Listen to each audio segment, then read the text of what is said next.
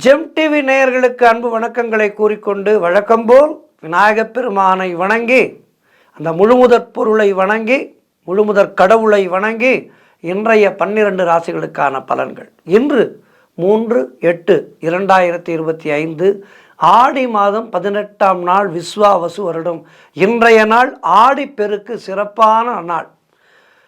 இன்று அதிகாலை 5:54 சூரிய உதயம், அதேபோல் சூரிய அஸ்தமனம் மாலை 6:36 இன்றைய ஆதிக்க கிரகம் சூரிய பகவான். வழிபட வேண்டிய தெய்வம் சூரிய பகவானை வழிபட வேண்டும்.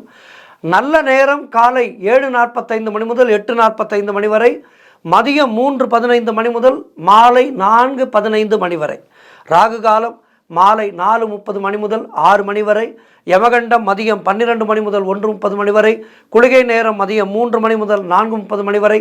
இன்றைய சுபகோரை குருகோரை நேரம் காலை 11 முதல் மதியம் 12 வரை. இந்த நேரத்திலே எல்லா வகையான சுபகாரியங்களும் தொடங்கலாம். அற்புதமான நாள் இது. குருவை தரிசிக்கலாம், தீட்சை வாங்கலாம், வியாபாரம் புதிதாக தொடங்குவதற்கு சிறப்பான நாள். அது விஷயமான முயற்சிகளை தொடங்கலாம். அதேபோல் விவசாயம் செய்வதற்கு நல்ல நாள். ஆடை ஆபரணங்கள் வாங்கலாம். திருமாங்கல்யத்துக்கு பொன் நகை வாங்குவதற்கு, அதாவது திருமாங்கல்யத்துக்கு தங்கம் வாங்குவதற்கு சிறப்பான நாள். அதேபோல் ஒரு நகைக்கடை துவங்குவதற்கு சிறப்பான நாள். அது விஷயமான முயற்சிகளிலே இறங்கலாம், சிறப்பாக முடியும். பெரியோர்களிடம் ஆசீர்வாதம் வாங்குவதற்கு அற்புதமான நாள் நேரம் இந்த நேரம். அதேபோல் கவனமாக இருக்க வேண்டிய கோரை சனி கோரை நேரம் காலை 10 முதல் 11 வரை, அதேபோல் மாலை 5 முதல் 6 வரை. இந்த நேரத்திலே கவனமாக இருக்க வேண்டும். எந்த விதமான முடிவுகளையும் எடுக்கக்கூடாது. இன்றைய நட்சத்திரம் இன்று காலை 7:24 வரை விசாகம், அதன் பிறகு அனுஷம். இன்றைய திதி இன்று காலை 9:45 வரை வளர்பிறை நவமி, அதன் பிறகு தசமி. இன்றைய சந்திராட்டமும் மேஷராசிக்கு சந்திராட்டமும் கவனமாக இருக்க வேண்டும். அஸ்வினி நட்சத்திரக்காரர்கள் இன்றைய நாளிலே நீல நிற ஆடை அணிவதை தவிர்ப்பது நல்லது. தொடர்ந்து நாம் காண இருப்பது 12 ராசிகளுக்கான பலன்களை. மேஷ ராசி அன்பர்களே, இன்று சந்திரன் உங்கள் ராசிக்கு 8ஆம் இடத்திலே இருக்கின்றார். உங்களுடைய ராசி அதிபதி செவ்வாய் ராசிக்கு 6ஆம் இடத்திலே இருக்கின்றார். இன்று நாள் முழுவதும் உங்களுக்கு சந்திராட்டமும் இருக்கின்றது. மௌனத்தை கடைபிடியுங்கள். கணவன் மனைவிக்குள் வாக்குவாதங்களை எல்லாம் தவிர்க்க வேண்டிய நாள். வெளியூர் பிரயாணங்களை தவிர்க்க வேண்டிய நாள். இன்றைய நாள் சென்றுதான் தீர வேண்டும் என்றால் இன்றைய நாளிலே விநாயகப் பெருமானுக்கு ஒரு நெய் தீபம் ஏற்றி வைத்துவிட்டு செல்லுங்கள். பணிச்சுமை அதிகமாக இருக்கும். குலதெய்வ வழிபாடு வெற்றியை தரும். உங்களுடைய புதிய முயற்சிகளை எல்லாம் தள்ளி போடுவது நல்லது. வீண் வாக்குவாதங்களை எல்லாம் தவிர்த்து கொள்ளுங்கள். புதிய முதலீடுகளை தவிர்த்து கொள்ளுங்கள். அலுவலகத்திலே வேலை பளு அதிகமாக இருக்கும். ஒரு டென்ஷனாக இருக்கும் அலுவலகத்திலே. இன்றைய நாளிலே கவனமாக இருங்கள். எதிலும் பொறுமையையும் நிதானத்தையும் கடைபிடிக்க வேண்டிய நாள் இன்றைய நாள். சூரிய பகவானை வணங்குங்கள். மாலையிலே பிரத்திங்கரா தேவி வழிபாடு செய்யுங்கள். வாழ்த்துக்கள். ரிஷபராசி அன்பர்களே, இன்று சந்திரன் உங்கள் ராசிக்கு 7ஆம் இடத்திலே இருக்கின்றார். உங்களுடைய ராசி அதிபதி சுக்கிரன் ராசிக்கு 2ஆம் இடத்திலே இருக்கின்றார். ஆகவே இன்றைய நாளிலே உங்களுடைய முயற்சிகள் எல்லாம் பெரும் வெற்றியை பெறும். பொருளாதாரம் திருப்திகரமாக இருக்கும். பிள்ளைகளால் பெருமை ஏற்படும். வாழ்க்கை துணையால் மகிழ்ச்சி உண்டாகும். நண்பர்கள் மூலம் நல்ல அனுகூலம் உண்டாகும். வீடு வண்டி வாகன மாற்றம் ஏற்படும். அதேபோல் திருமணத்துக்கு காத்திருக்கின்ற வரன்களுக்கு திருமணம் நிச்சயமாகும். பழைய பாக்கிகள் வசூலாகின்ற நாள். காரிய வெற்றிகள் உண்டாகும். பூர்வீக சொத்திலிருந்து வந்த பிரச்சனைகள் எல்லாம் விலகும். குலதெய்வ வழிபாடு வெற்றியை தரும். உறவினர்களோடு இருந்து வந்த மன வருத்தங்கள் எல்லாம் தீரும். தொழில் மற்றும் வியாபாரத்திலே சிறப்பான முன்னேற்றம் ஏற்படும். அலுவலகத்திலே இருந்து வந்த நெருக்கடிகள் எல்லாம் குறையும். கடன் பிரச்சனைகள் தீரும். மொத்தத்தில் இன்றைய நாள் அற்புதமான நாளாக இருக்கின்றது. மேலும் வெற்றிகளை பெறுவதற்கு இன்றைய நாளிலே சூரிய பகவானை வணங்குங்கள். வாழ்த்துக்கள். மிதுன ராசி அன்பர்களே, இன்று சந்திரன் உங்கள் ராசிக்கு 6ஆம் இடத்திலே இருக்கின்றார். உங்களுடைய ராசி அதிபதி புதன் ராசிக்கு 2ஆம் இடத்திலே இருக்கின்றார். ஆகவே இன்றைய நாளிலே வேலை மாற்றம் ஒரு சிலருக்கு உண்டாகும். அலுவலகத்தில் வேலை பளு அதிகமாக இருக்கும். தேவையில்லாமல் மற்றவர்களுடைய விஷயங்களிலே தலையிடக்கூடாது. குலதெய்வ வழிபாடு வெற்றியை தரும். வீண் வாக்குவாதங்களை எல்லாம் தவிர்க்க வேண்டிய நாள். மேலதிகாரிகளால் நெருக்கடிகள் உண்டாகும். தொழிலிலே புதிய முதலீடுகளை புதிய முயற்சிகளை முற்றிலும் தவிர்க்க வேண்டிய நாள். வெளியூர் பிரயாணங்கள் செல்வதை தவிர்க்க வேண்டும். புதிதாக கடன் வாங்கக்கூடாது. பொருளாதாரம் நெருக்கடியாக இருக்கும். உத்தியோக உயர்வும் பணியிட மாற்றமும் ஏற்படும். மிக மிக கவனமாக இருக்க வேண்டிய நாள் இன்றைய நாள். இன்றைய நாளிலே சூரிய பகவானை வணங்குங்கள். வாழ்த்துக்கள். கடகராசி அன்பர்களே, இன்று சந்திரன் உங்கள் ராசிக்கு 5ஆம் இடத்திலே இருக்கின்றார். ஆகவே இன்றைய நாளிலே குழந்தை பாக்கியத்திற்காக காத்திருக்கின்ற தம்பதிகளுக்கு சந்தான பிராப்தி உண்டாகும். செய்கின்ற செயலிலே பெயரும் புகழும் கிடைக்கின்ற நல்ல நாள். வெளியூர் பிரயாணங்கள் வெற்றியை தரும். உறவினர்களோடு இருந்து வந்த மன வருத்தங்கள் எல்லாம் தீரும். வேலையிலே காத்திருந்த இடமாற்றம் அமையும். முன்னோர்களுடைய சொத்திலே இருந்து உங்களுக்கு வர வேண்டிய பணம் கைக்கு வரும். கடன் பிரச்சனைகள் தீரும். பண வரவு அதிகரிக்கும். பொருளாதாரம் திருப்திகரமாக இருக்கும். தொட்டதெல்லாம் பொன்னாகக்கூடிய அற்புதமான நாள். பிள்ளைகளால் பெருமை ஏற்படும். வாழ்க்கை துணையால் மகிழ்ச்சி உண்டாகும். காரிய தடைகள் விலகி எடுக்கின்ற முயற்சிகளிலே பெரும் வெற்றி கிடைக்கின்ற நல்ல நாள். மனம் உற்சாகமாக காணப்படும். சூரிய பகவானை வணங்குங்கள். வாழ்த்துக்கள். சிம்ம ராசி அன்பர்களே, இன்று சந்திரன் உங்கள் ராசிக்கு 4ஆம் இடத்திலே இருக்கின்றார். உங்களுடைய ராசி அதிபதி சூரியன் ராசிக்கு 12ஆம் இடத்திலே இருக்கின்றார். ஆகவே வீடு கட்டுவதற்கான முயற்சிகளிலே பெரும் வெற்றி கிடைக்கும். மனக்குழப்பங்கள் தீரும். கடன் தொல்லைகள் விலகும். தொழில் முன்னேற்றம் உண்டாகும். திருமணம் போன்ற சுபகாரிய பேச்சுவார்த்தைகள் இனிதே முடியும். உடல் ஆரோக்கியம் சிறப்பாக இருக்கும். வீடு வண்டி வாகன யோகம் உண்டாகும். பொருளாதாரம் திருப்திகரமாக இருக்கும். உத்தியோக மாற்றம் ஏற்படும். ஒரு சிலருக்கு தாய்வழி சொந்தங்களின் உதவிகள் எல்லாம் கிடைக்கும். கணவன் மனைவிடையே நல்ல ஒற்றுமை ஏற்படும். சிறப்பான நாள் இது.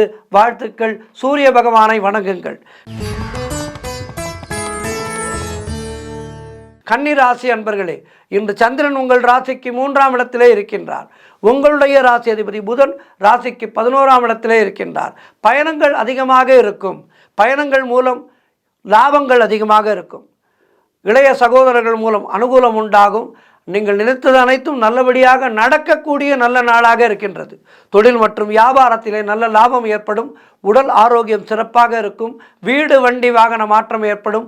அலுவலகத்திலே வேலை பார்ப்பவர்களுக்கு புதிய பொறுப்புகள் மகிழ்ச்சியை தரும். திருமணம் போன்ற சுபகாரிய பேச்சுவார்த்தைகள் கைகூடி வரும். நண்பர்கள் உறவினர்கள் மூலம் நல்ல அனுகூலம் உண்டாகும்.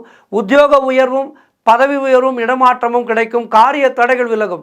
கூட்டு தொழிலிலே நல்ல லாபங்கள் ஏற்படும். சிறப்பான நாள் இது. சூரிய பகவானை வணங்குங்கள். வாழ்த்துக்கள். துலாம் ராசி அன்பர்களே, இன்று சந்திரன் உங்கள் ராசிக்கு 2ஆம் இடத்திலே இருக்கின்றார். உங்களுடைய ராசி அதிபதி சுக்கிரன் ராசிக்கு 9ஆம் இடத்திலே இருக்கின்றார். பண வரவு அதிகரிக்கும். அதனால் திருமண பேச்சுவார்த்தைகள் சுபமாக முடியும். குடும்பத்திலே ஒற்றுமை சந்தோஷத்தை தரும். கூட்டு தொழிலிலே நல்ல முன்னேற்றமும் லாபமும் ஏற்படும். கணவன் மனைவியிடையே நல்ல ஒற்றுமை ஏற்படும். சுபவிரயங்கள் ஏற்படக்கூடிய அற்புதமான நாள். சுபகாரியங்கள் கைகூடி வரும். புதிய வேலை வாய்ப்புகள் உண்டாகும். தொழில் மற்றும் வியாபாரத்திலே நல்ல லாபங்கள் ஏற்படும். நண்பர்கள் மூலம் அனுகூலம் உண்டாகும். பழைய பாக்கிகள் வசூலாகும். உழைப்புக்கு ஏற்ற ஊதியம் கிடைக்கின்ற நல்ல நாள். கடன் பிரச்சனைகள் தீரும். பதவி உயர்வோடு வேலை மாற்றம் ஏற்படும். சிறப்பான நாள் இது. இன்றைய நாளிலே சூரிய பகவானை வணங்குங்கள். வாழ்த்துக்கள். விருச்சிக ராசி அன்பர்களே, இன்று சந்திரன் உங்கள் ராசியிலேயே இருக்கின்றார். உங்களுடைய ராசி அதிபதி செவ்வாய் ராசிக்கு 11ஆம் இடத்திலே இருக்கின்றார். ஆகவே நினைத்ததெல்லாம் நல்லபடியாக நடக்கக்கூடிய நல்ல நாள். பொருளாதாரம் திருப்திகரமாக இருக்கும். பிள்ளைகளால் பெருமை ஏற்படும். வாழ்க்கை துணையால் மகிழ்ச்சி உண்டாகும். புதிதாக வேலை தேடிக் கொண்டிருப்பவர்களுக்கு வேலை கிடைக்கும். செய்தொழிலிலே நல்ல லாபங்கள் ஏற்படும். உடல் ஆரோக்கியத்திலே நல்ல முன்னேற்றம் ஏற்படும். பூர்வீக சொத்திலே இருந்து வந்த பிரச்சனைகள் எல்லாம் தீரும். குழந்தை பாக்கியத்திற்காக காத்திருக்கின்ற தம்பதிகளுக்கு சந்தான பிராப்தி உண்டாகும். எதிலும் வெற்றி உண்டாகின்ற அற்புதமான நாள். சூரிய பகவானை வணங்குங்கள். வாழ்த்துக்கள். தனுசு ராசி அன்பர்களே, இன்று சந்திரன் உங்கள் ராசிக்கு 12ஆம் இடத்திலே இருக்கின்றார். உங்களுடைய ராசி அதிபதி குரு ராசிக்கு 7ஆம் இடத்திலே இருக்கின்றார். வெளிநாடு செல்வதற்கான வேலைகள் சுலபமாக முடியும் இன்றைய நாளிலே. ஆனால் குடும்பத்திலே கணவன் மனைவிக்குள் சண்டை சச்சரவுகள் ஏற்பட்டு விலகும். அலுவலகத்திலே பணிச்சுமை அதிகமாக இருக்கும். நண்பர்கள் மூலம் உதவிகள் கிடைக்கும். கூட்டு தொழிலிலே மன வருத்தங்கள் உண்டாகலாம். குலதெய்வ வழிபாடு மன அமைதியை தரும். உத்தியோகத்தில் இருப்பவர்கள் பணியிலே கூடுதல் கவனம் செலுத்த வேண்டிய நாள். வீடு வண்டி சம்பந்தமான விரய செலவுகள் ஒரு சிலருக்கு ஏற்படும். காரிய தடைகள் ஏற்பட்டு விலகுகின்ற நாள். ஆகவே இன்றைய நாளிலே இறை வழிபாடு அவசியம். குலதெய்வ வழிபாடு மிக மிக அவசியம். சூரிய பகவானை வணங்குங்கள். வாழ்த்துக்கள். மகர ராசி அன்பர்களே, இன்று சந்திரன் உங்கள் ராசிக்கு 11ஆம் இடத்திலே இருக்கின்றார். உங்களுடைய ராசி அதிபதி சனி ராசிக்கு 2ஆம் இடத்திலே இருக்கின்றார். ஆகவே நினைத்ததெல்லாம் நல்லபடியாக நடக்கக்கூடிய நல்ல நாள். முன்னோர்களுடைய ஆசீர்வாதம் பரிபூர்ணமாக கிடைக்கும். கணவன் மனைவிடையே நல்ல ஒற்றுமை ஏற்படும். குழந்தைகளால் மகிழ்ச்சி உண்டாகும். உறவினர்களால் ஆதாயம் உண்டாகும்.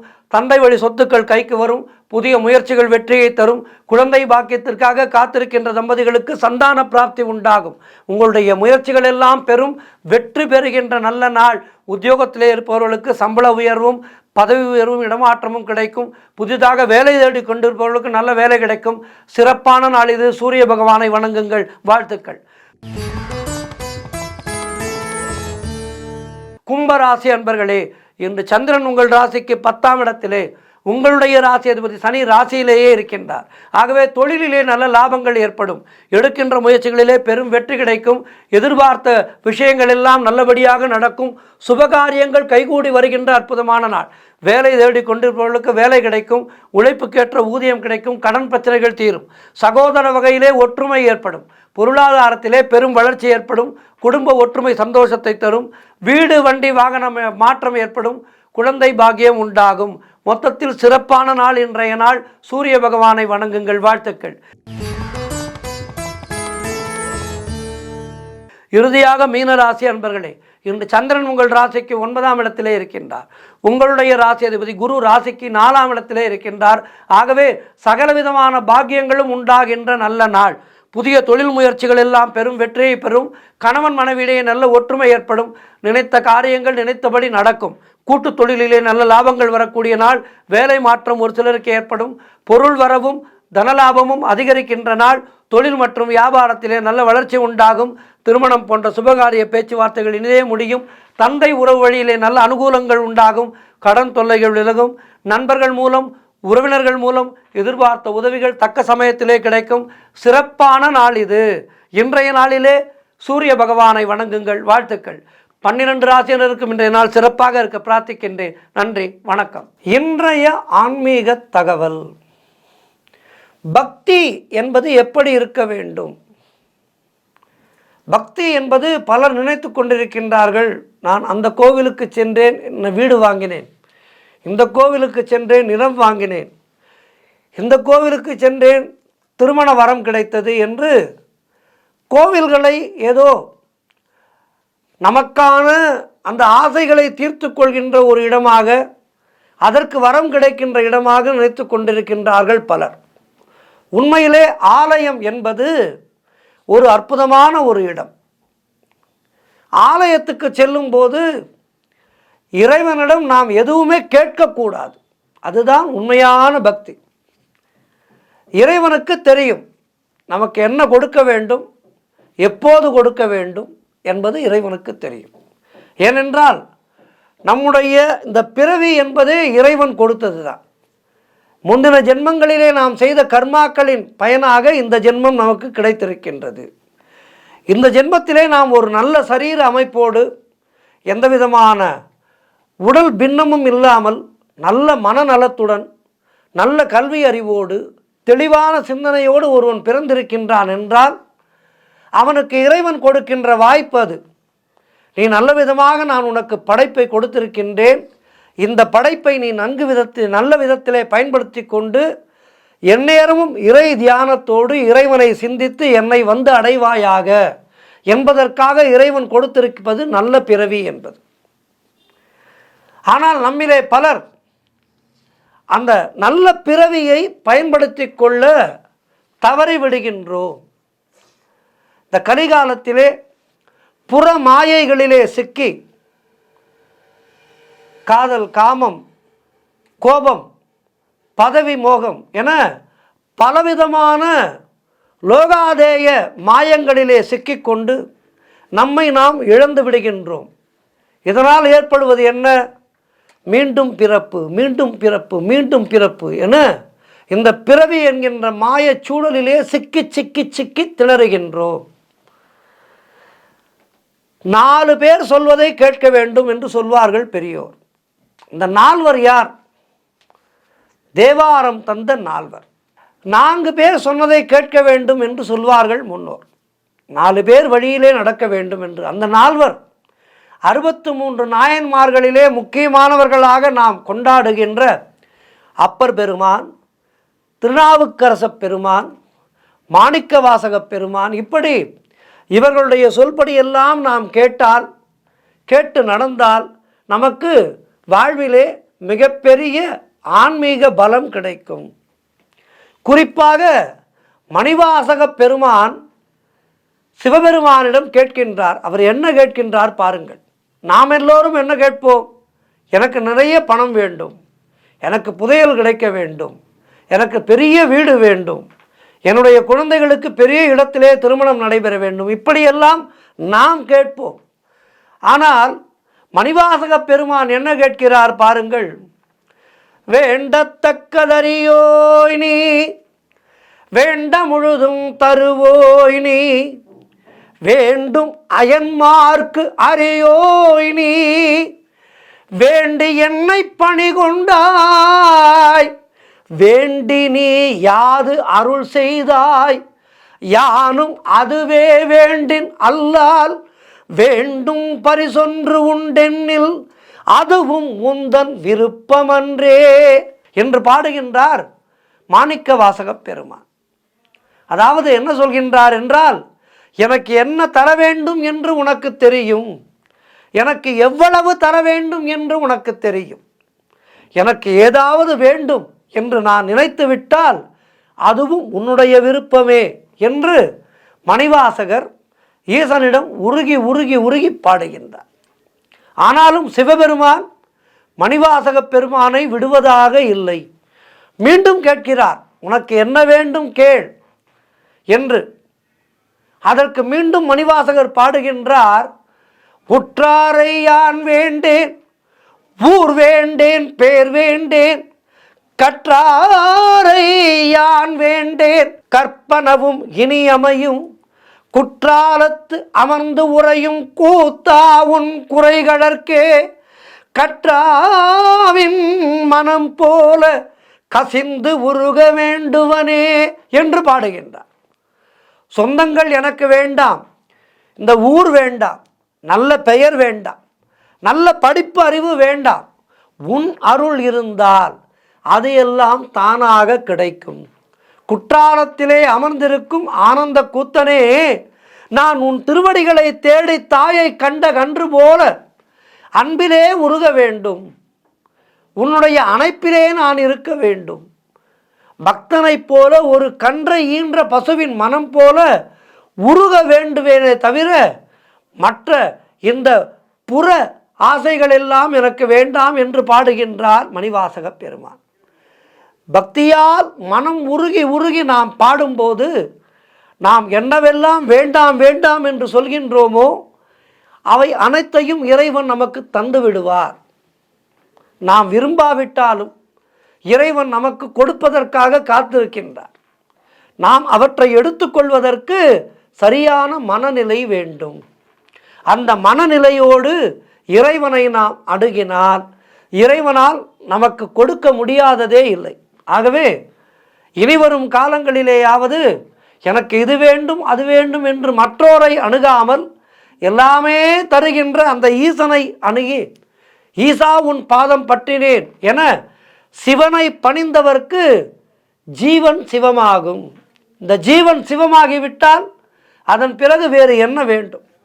ஆகவே இந்த ஜீவன் சிவமாவதற்கு நாம் முயற்சி செய்வோம்.